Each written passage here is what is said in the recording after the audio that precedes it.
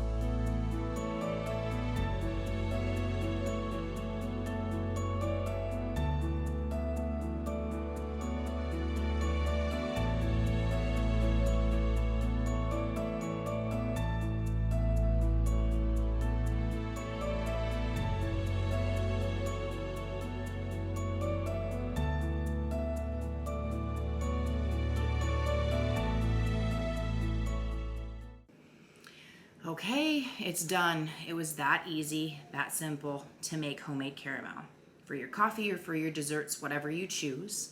I did want to say at the end, I put the caramel back on the stove, back on the heat, and was stirring it because my cream was too cold and it caused it to separate a little bit. If that happens, it was just because one of your ingredients, which is most likely the cream, was too cold. And it's an easy fix. Just put it back on there, heat it back up, and then it comes out smooth as butter, just like mine did. So if you guys liked what you saw today, hit that like button and subscribe to us because we really appreciate your guys' support. And as always, I hope you have a great day, no matter where you are.